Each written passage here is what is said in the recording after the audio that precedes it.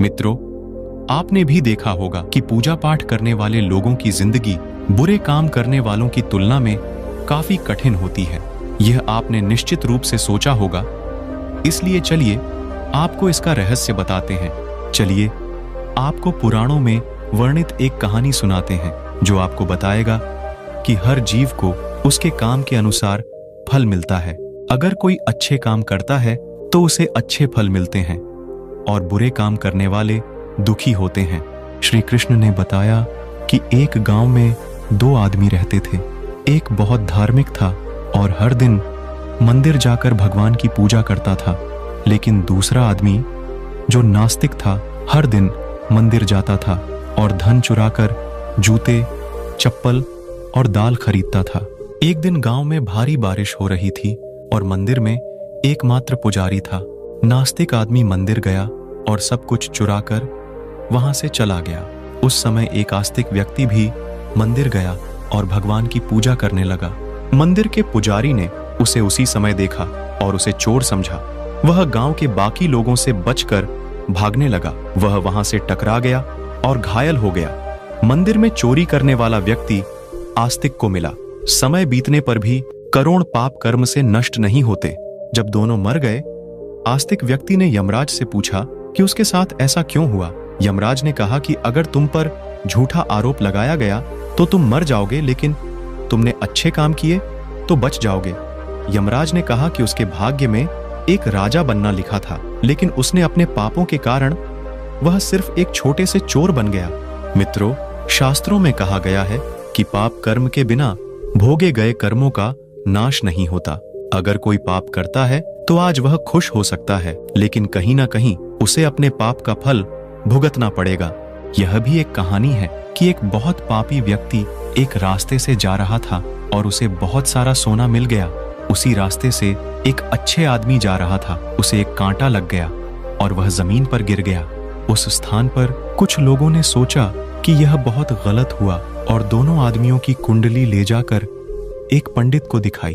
पंडित ने कहा कि पापी व्यक्ति का भाग्य राजा बनना था, लेकिन उसके पाप के कारण अब उसे सिर्फ इतना सोना मिला है। उस भले और धर्मात्मा व्यक्ति के जीवन का आज आखिरी दिन था, लेकिन उसके अच्छे कर्मों की वजह से वह बच गया। क्या बुरे कामों से बच सकते हैं? शास्त्रों में कहा गया है कि हर व्यक्ति को अपने अच्छे और बुरे कामों का परिणाम भुगतना होगा। नेक कामों से अच्छे फल मिलते हैं और बुरे कामों से बुरे फल मिलते हैं। हमें अच्छे और बुरे दोनों कामों का परिणाम भोगना होगा। भगवान श्री कृष्ण ने भगवत गीता में कहा कि कर्म की गति को समझना आसान नहीं है। इसका अर्थ यह है कि यह समझना बहुत मुश्किल है कि किस जन्म में हमने क्या किया है और उसका क्या फल मिलेगा।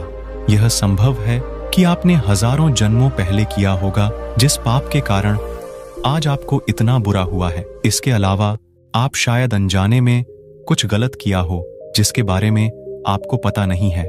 क्या धोखा देकर किए गए पापों का परिणाम मिलता है? कर्म का सिद्धांत सटीक नहीं है, चाहे आप जानबूझकर करें या अनजाने में। अगर आप कुछ गलत करते हैं तो आपको उसका फल अवश्य मिलेगा। शास्त्र कहते हैं कि अगर आप अचानक आग को छुए तो आपका हाथ जलेगा ही।